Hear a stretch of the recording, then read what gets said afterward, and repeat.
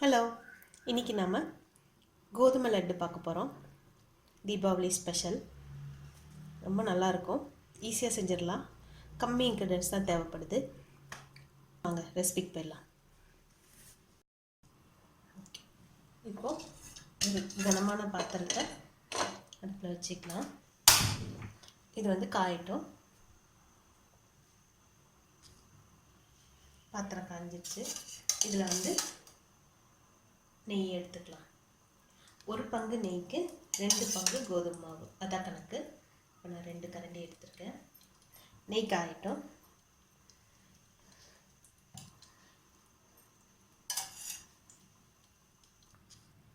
நெய் காஞ்ச உடனே அடுப்பை வந்து சிம்மில் வச்சிடணும்.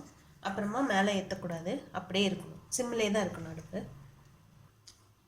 ஓகே, இப்போது 2 பங்கு கோதுமை மாவு,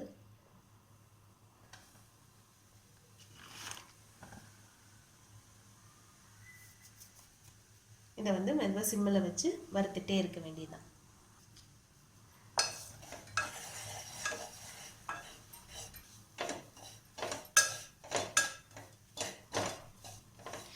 இதுக்கு பதம் என்னென்னா, மாவு வந்து வாயில் போட்டு சாப்பிடும்போது அந்த கோதுமை மாவோட கொலக்கொலப்பு இல்லாமல் கரைஞ்சி போகணும், அவ்வளோதான். அது இல்லாமல் ரொம்ப நல்ல வாசனை வரும்.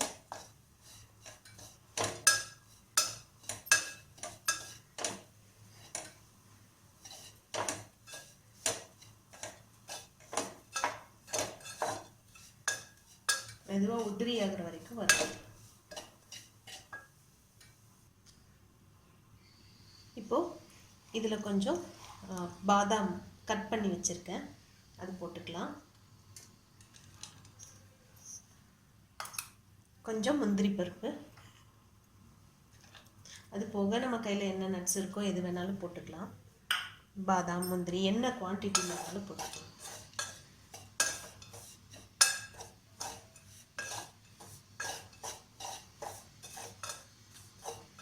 மாவு வறுக்கும் போதே சேர்த்து போட்டு வறுத்தலாம்.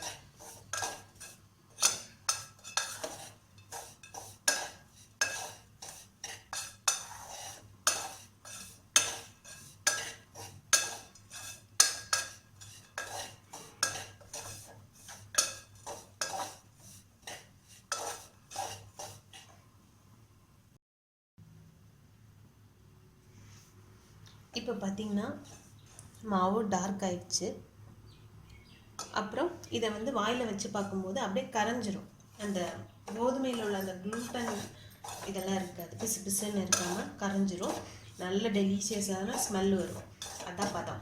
ஓகே, இப்போ வந்து ஸ்டவ் ஆஃப் பண்ணிடலாம். 2 பங்கு இதுக்கு சர்க்கரை வந்து நெய்யோட அளவு, அதாவது 1 பங்கு சர்க்கரை, 1 பங்கு சர்க்கரை, 1 பங்கு நெய், 2 பங்கு கோதுமை மாவு. நட்ஸ் வந்து நம்ம இஷ்டம்.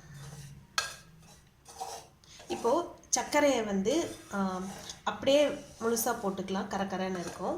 இல்லை பொடிச்சும் போட்டுக்கலாம், சாஃப்டாக வேணும்னா. நான் யூஸ்வலாக என்ன பண்ணுவேன்னா, பாதி சர்க்கரையை பொடிச்சிருவேன், பாதி சர்க்கரையை முழுசாக போட்டுருவேன்.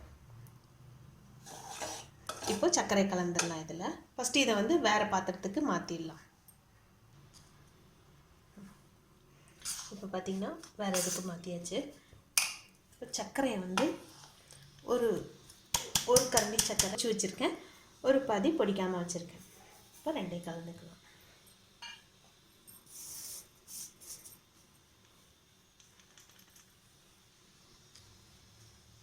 இப்போ இதை நல்லா கலந்துடலாம்.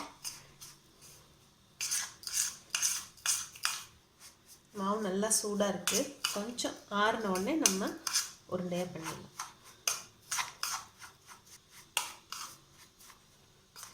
ட்ரஸ்ட் மீ, இது ரொம்ப டேஸ்ட்டாக இருக்கும். குட்டி குட்டி உருண்டையாக பிடிச்சி வச்சிட்டோன்னா சிந்தாமல் சதறாமல் அப்படியே ஒரு லட்டாக எடுத்து சாப்பிட்டுக்கலாம்.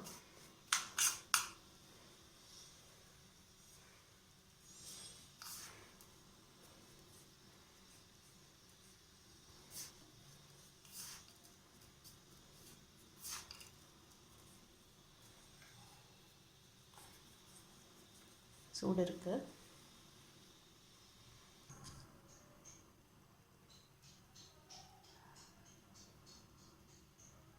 சின்ன சின்ன உருண்டைகளாக உருட்டி வச்சிடலாம்.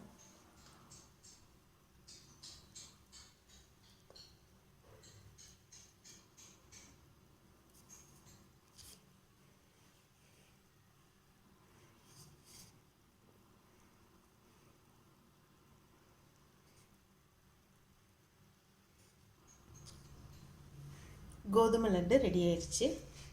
தீபாவளிக்கு நீங்களும் இதை செஞ்சு பாருங்கள், ரொம்ப நல்லாயிருக்கும்.